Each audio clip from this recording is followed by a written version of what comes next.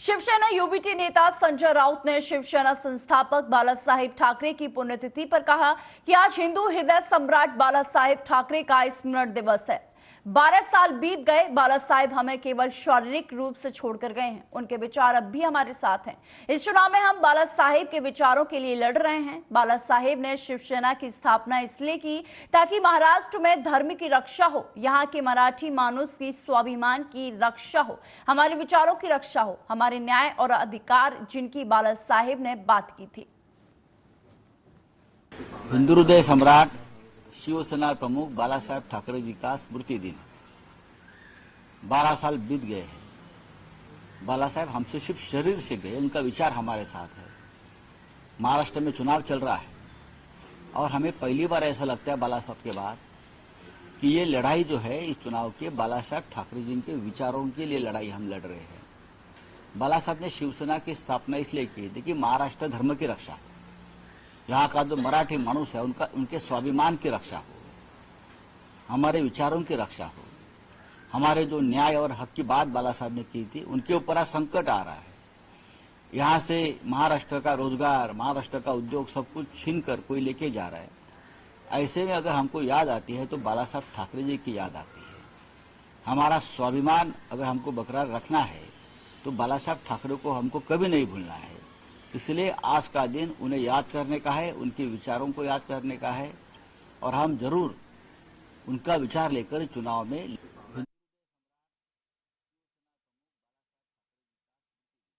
वहीं झांसी के रानी Lakshmibai medical college में हुई हृदय विदारक घटना की वैसे तो सीएम योगी ने उच्च स्तरीय जांच के आदेश दे दिए हैं। हालांकि कुछ मीडिया रिपोर्ट्स की माने तो अग्निशमन व्यवस्था में लापरवाही की खबर सामने आ रही है। कुछ ऐसे ही हालात रायबरेली के जिला अस्पताल में भी दिखाई दे रहे हैं। यहाँ लापरवाही का आलम यह है कि जिले में बिजली के बोर्ड जो हैं जले हुए हैं। यहाँ बच्चा बाड़ में जले हुए बिजली के बोर्ड दुर्घटना को दावत दे रहे हैं, लेकिन लाखों रुपए रखरखाव के नाम पर बजट लेने वाला जिला अस्पताल इसी तरह से लापरवाह बना हुआ है।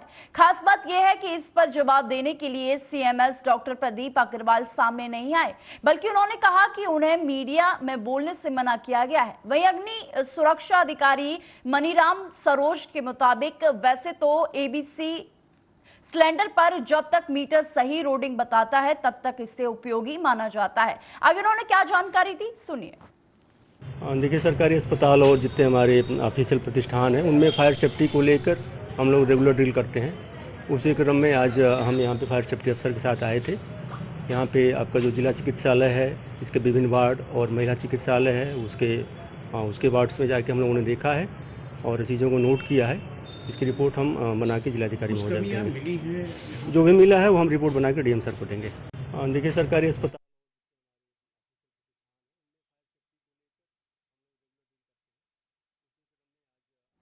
उत्तर प्रदेश के गोरखपुर में रबी फसलों की बुवाई के दौरान उर्वरक की किल्लत की खबरों पर प्रदेश के कृषि मंत्री ने स्पष्ट किया कि उत्तर प्रदेश के किसी भी जिले में उपग्रह का संकट नहीं है। उन्होंने दावा किया है कि प्रदेश और केंद्र सरकार मिलकर किसानों को आवश्यक मात्रा में खाद उपलब्ध करा रही है। हालांकि यूक्रेन इजरायल युद्ध के चलते खाद की आपूर्ति में थोड़ी कमी आई है। वहीं कृषि मंत्री गोरखपुर समिति प्रदेश के किसानों से लखनऊ में चल रहे कृषि महाकुंभ में भाग लेने की भी अपील उनके द्वारा की गई। उन्होंने कहा कि 19 नवंबर तक चलने वाली इस आयोजन में किसानों को उन्नत तकनीक, शोध और नवाचार को जानने समझने का मौका मिलेगा। क्या कहा उन्होंने, सुनिए। 722 मीट्रिक टन, कुल स्टॉक 1241 मीट्रिक टन है।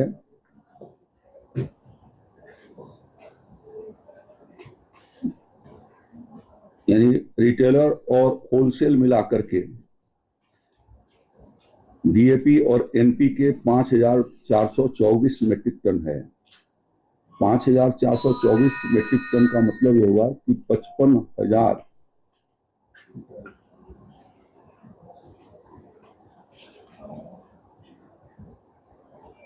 क्विंटल हमारे पास उपलब्ध है।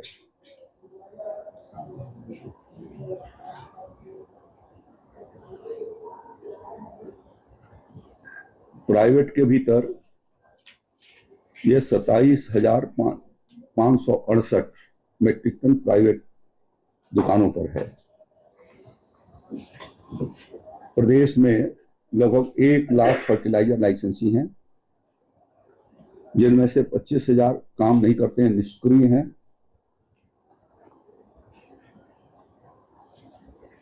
8,500 के करीब साधन सहकारी समितियां हैं और शेष निजी क्षेत्र के लाइसेंसी फर्टिलाइजर का वितरण करते हैं।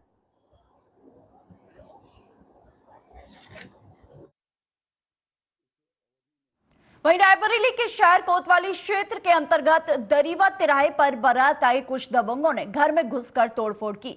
पीड़ित ने बताया है कि मेरे घर के बगल में बारात आई हुई थी, तभी कुछ लोग आकर मेरे बहनोई के साथ मारपीट करने लगे। उनके बाद दबंगों ने घर के अंदर घुसकर कुल्हाड़ी से दरवाजा तोड़ने का भी प्रयास किया। जब दरवाजा नहीं टूटा तब कांच की लगी हुई खिड़की को तोड़ दिया गया। कमरे में पड़ा डबल बेड और फ्रीज को भी उन्होंने तोड़ दिया। वहीं घर के बाहर खड़ी मोटरसाइकिल को भी तोड़ा गया। पीड़ित ने बताया है कि मेरे लॉकर में 20,000 रुपए रखे हुए थे और दबंगों ने मारपीट करने के बाद रुपए लेकर वहां से फरार हो गए। पीड़ित की सूचना पर पुलिस मामले की जांच में जुटी हुई है। दरीवा तिराहा। नाम क्या है? बबली। क्या हुआ तुम्हारे घर में? बारात आई थी और जो ने बाहर मारपीट में हमारे जीजो को मारना, ऊपर हम अंदर आई चले गए तो अंदर तोड़फोड़ मचाने लगे। सब खिड़की दरवाजा सब फ्रीज तोड़ने लगे। वो भी जो 20,000 रुपए भी रखे वो भी निकाल रहे थे। कहाँ रखा था 20,000 रुपए? रैकर में। रैकर में। तो मारपीट किस लिए हुई, क्या मसला क्या था? मारपीट पता है मारे लगे, हमने छुड़ाए के बाद में उनको अंदर लेके चल गए तो अंदर हमारा सब खिड़की दरवाजा तोड़ने लगे। किसको मारा है? जीजो को मारे। जीजा को। तो बारात कब आई थी? बारात रात में आई थी। कल आई थी? कल। तो ये कितने बजे की घटना है? कल 11 बजे। रात 11 बजे को। 11 बजे। तो आपको कैसे पता जब मारपीट करने लगे तो आप बचाने गई थी? आप बचाने थे, हम देखा तो उनको सब लोग अंदर कर लिया। अंदर कर लिया तो अंदर सब अंदर तोड़फोड़ मचाने लगे। तो अच्छा, वो लोग अंदर आ गए? अंदर आ गए, अंदर से गेट बंद कर लिया तो अंदर से खिड़की दरवाजा तोड़ने लगे। हाँ। खिड़की दरवाजा तोड़ने लगे, ऊपर से कहते कि खोलो नहीं मार डाले। वहीं रायबरेली में संदिग्ध परिस्थितियों में युवक का शव मिला है। वहीं मृतक के चेहरे पर चोट के निशान भी पाए गए हैं। वहीं परिजनों ने हत्या का शव फेंके जाने का आरोप भी लगाया है। मौके पर पहुंची पुलिस शव को कब्जे में लेकर पोस्टमार्टम के लिए भेज दिया है और पोस्टमार्टम रिपोर्ट आने का इंतजार कर रही है। आपको बता दें कि मामला डलमऊ कोतवाली क्षेत्र के तेरुखा गांव के पास का है, जहां बसंत लाल और राणा का शव खेत के पास मिलने से गांव में हड़कंप मच गया। मृतक के चेहरे पर कुछ चोट के निशान भी पाए गए हैं। वहीं मृतक की मां ने गांव की ही एक युवक पर हत्या करने के बाद इस शव को फेंकने का आरोप लगाया है। सूचना पर पहुंची पुलिस ने शव को कब्जे में लेकर पोस्टमार्टम के लिए भेजा और पोस्टमार्टम रिपोर्ट आने का इंतजार कर रही है। क्या नाम है आपका? माधुरी। अच्छा, कौन सा गांव है? रानकपुरवा। थाना कौन सा लगता है तुम्हारा? लालगंज। क्या हुआ है तुम्हारे घर पर? हमारे घर पर हमारे लड़के को मार के तोप दे नहीं, तो वही जो मारा वो से बताओ गई। किसने मारा? बाबूलाल यादव। बाबूलाल यादव। ये कहाँ के रहने वाले हैं? कोल्हीपुरवा के। अच्छा, आपका बच्चा कब से गायब है? हमारा बच्चा काल से। पता कब चला आपको? आज सुबह। क्या पता चला आपको? पता आज चला है कि हम ले गए, बाबूलाल ले गए खरही लगाए हुए का। सादर अवगत कराना है कि आज दिनांक 17 नवंबर 2024 को थाना डलमऊ क्षेत्र अंतर्गत ग्राम तेरुखा के पास बसंतलाल उम्र करीब 30 वर्ष का शव बरामद हुआ। सूचना पर तत्काल मुझ क्षेत्राधिकारी डलमऊ व प्रभारी निरीक्षक डलमऊ मैं पुलिस फोर्स द्वारा मौके का निरीक्षण किया गया व मृत्यु का सही कारण जानने हेतु शव को कब्जे में लेकर पंचायतनामा की कार्रवाई कर पोस्टमार्टम की कार्रवाई हेतु भेजा गया है। अग्रिम विधिक कार्रवाई प्रचलित है। मौके पर कानूनी व्यवस्था संबंधी कोई समस्या नहीं है। क्या नाम है आपका? कौन सा गांव है? थाना कौन सा? क्या हुआ आज तुम्हारे घर पे? हमारे भाई को बाबूलाल यादव लेकर गए सुबह 7 बजे। कल कब लेके गए? कल सुबह 7 बजे लेकर गए। हमारा छोटा भाई गया उनसे पूछने कि हमारा भाई को कल लेकर गए हो खरही लगाने, कहाँ हमारा भाई है? तो कहा चलो मैं बताता हूँ। बहुत दूरी लेके गए, वहीं भी बताए खरही सुनते रहे हमारे को। अच्छा, जहाँ लेके गए वो कौन सी जगह? उसको क्या नाम है उस जगह का? धनपुरवा के सामने।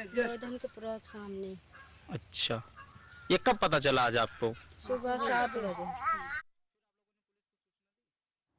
वहीं रायबरेली में एक दर्दनाक हादसा हुआ, जहां ट्रैक्टर में हवा भरवाते समय अचानक टायर फट गया।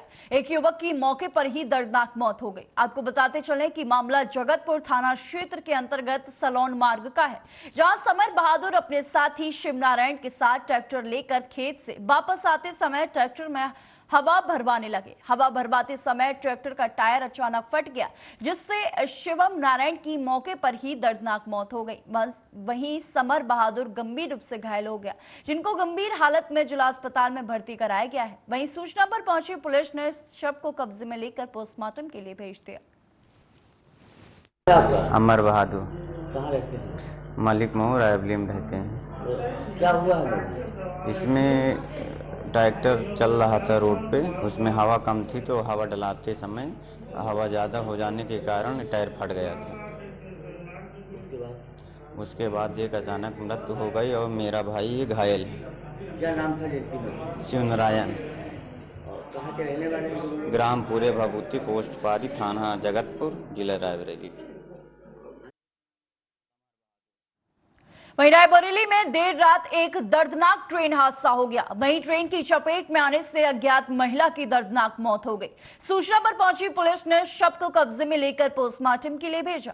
आपको बता दें कि मामला शहर कोतवाली क्षेत्र के मधुवन क्रॉसिंग के पास का है, जहां देर रात एक महिला ट्रेन की चपेट में आ गई, जिससे उसकी मौके पर ही दर्दनाक मौत हो गई। अज्ञात महिला की उम्र 45 वर्ष के आसपास बताई जा रही है।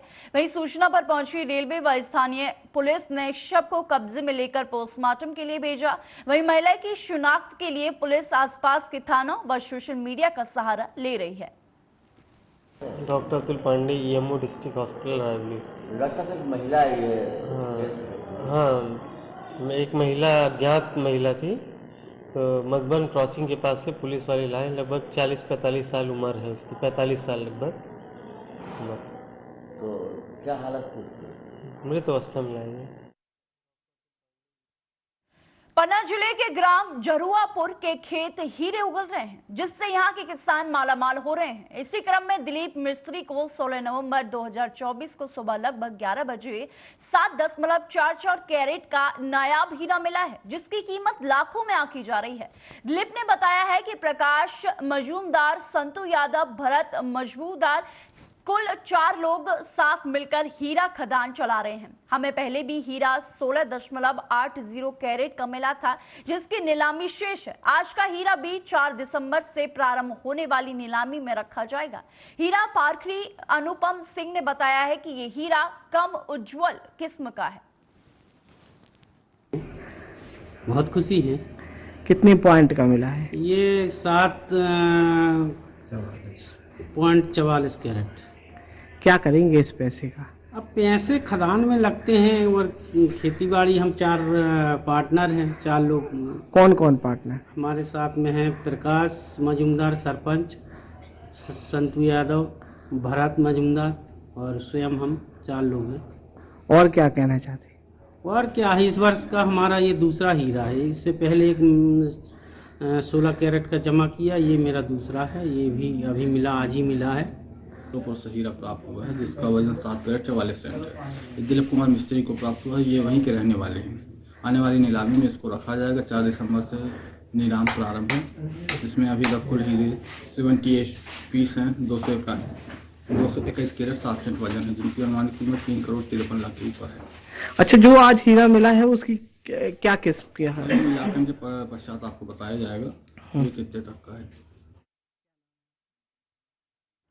खबर मध्य प्रदेश के छतरपुर से है, जहां खाद की कालाबाजारी रोकने आज जिला प्रशासन ने सख्ती दिखाते हुए छापेमार कार्रवाई की है। आपको बता दें कि छतरपुर कलेक्टर पार्थ जायसवाल के निर्देशन पर एसडीएम अखिल राठौर की बड़ी कार्रवाई की गई। उन्होंने ईशानगर के खाद व्यापारी संतोष अग्रवाल के गोदाम पर छापा मारा, जहां से 2 से 3 ट्रक खाद बरामद हुआ है। वहीं ईशानगर में कई जगह अवैध भंडारण मिला। वहीं कार्रवाई सिर्फ एक छोटे व्यापारी के ऊपर ही की गई है। वहीं एसडीएम अखिल राठौर ने बताया कि खाद के अवैध भंडारण की सूचना मिलने पर छापेमार कार्रवाई करते हुए बड़ी मात्रा में खाद जब्त की गई है। फिलहाल व्यापारी के पास खाद भंडारण से जुड़े दस्तावेज भी नहीं मिले हैं और गोदाम को सील कर दिया गया है। कार्रवाई के दौरान एसडीएम अखिल राठौर, तहसीलदार अरविंद शर्मा व खाद अधिकारी, एसपी, कॉर्पोरेटर और ईशानगर पुलिस स्टाफ मौजूद रहा। मैं यहाँ पर एसडीओ पद पर हूँ। क्या नाम है सर? SP carpenter. सर किस तरह की कार्रवाई आज आप लोगों के द्वारा यहाँ की गई है? एक जो है गोपनीय सूचना मिली थी जो है कि यहाँ पर खाद का भंडारण हो सकता है जो कि अवैध है, क्योंकि इनके पास लाइसेंस नहीं है। तो उस सूचना के आधार पर हम लोग आए। हम लोगों ने यहाँ पर उनसे मिलने का प्रयास किया। तो देखिए, आज सूचना प्राप्त हुई थी कि यहाँ अवैध रूप से खाद का भंडारण है। अतः कृषि विभाग, राजस्व विभाग, पुलिस विभाग की संयुक्त कार्रवाई है। यहाँ पे बड़ी मात्रा में खाद, डीएपी, यूरिया हमको बिना किसी लाइसेंस के स्टोर पाया गया है, जिसको जब्त कर लिया गया है और अग्रिम कार्रवाई की जा रही है। और भी कई बियारा हाउस है, यहाँ पर कई ट्रक माल आया, लेकिन छतरपुर जिले के बड़ाम लहरा में सागर कमिश्नर वीरेंद्र सिंह रावत के अचानक औचक निरीक्षण से हड़कंप की स्थिति बन गई। आपको बता दें कि सागर कमिश्नर वीरेंद्र सिंह रावत ने आंगनवाड़ी केंद्र का औचक निरीक्षण किया। वहीं जिला अस्पताल में ड्यूटी में तैनात डॉक्टरों में हड़कंप मच गया। वहीं सागर कमिश्नर ने अस्पताल में भर्ती मरीजों को मिलने वाली स्वास्थ्य सुविधाओं एवं मरीजों को विभिन्न रोगों में दी जाने वाली 121 प्रकार की दवाओं की जानकारी मरीजों व स्वास्थ्य कर्मचारियों से ली गई। इस दौरान उन्होंने महिला चिकित्सक व चिकित्सकों के मुख्यालय पर न रहने को लेकर वरिष्ठ अधिकारियों को निर्देशित कर व्यवस्था चुस्त दुरुस्त कर रखने, अस्पताल परिसर की सफाई तथा अन्य सुविधाओं के ठीक करवाने की बात उनके द्वारा कही गई है। ताकि है कि जो व्यवस्था है देखी जाए और ये सुनिश्चित किया जाए कि प्रॉपर लोगों को इलाज मिल रहा है, नहीं मिल रहा है, तो फैसिलिटी क्या क्या है पर। तो मेरा आकस्मिक भ्रमण था, स्कूल वगैरह भी मैंने देखे दो। तो इसके बाद जो है मैं आगे भी आकस्मिक भ्रमण करूंगा मैं। वहीं वैशाली जिले के मेहनार थाना के अब्दुल्ला चौक ओपी क्षेत्र के वासुदेवपुर चंदेल गांव में नशेड़ी पोते ने अपने दादा की चाकू खूबकर बेरहमी से हत्या कर दी। हालांकि आरोपी पोते को प्रभारी संजीत कुमार ने स्थानीय ग्रामीणों की सहयोग से गिरफ्तार कर लिया। वहीं घटना के बाद से क्षेत्र में सनसनी फैल गई। घटना को लेकर बताया गया है कि सेवानिवृत्त शिक्षक शंकर प्रसाद सिंह की उनके ही पोते रोहित कुमार ने चाकू मारकर हत्या कर दी है।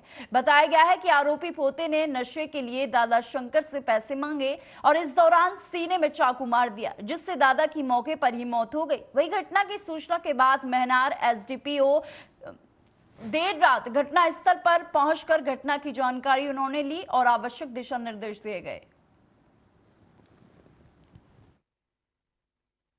हुआ कि दादा को पैसा के लिए प्रेरित किया जाता था, पैसा मांगता था पीने खाने के लिए। पैसा नहीं देने पर, पैसा रहेगा हर समय तब ना पैसा देंगे, पैसा एक बार मिलता था महीना में बांट कर दे देते थे खर्चा, उसके बाद खर्चा अधिक करता था। क्या करते थे दादा उनके दादा टीचर थे और रिटायर हो गए थे।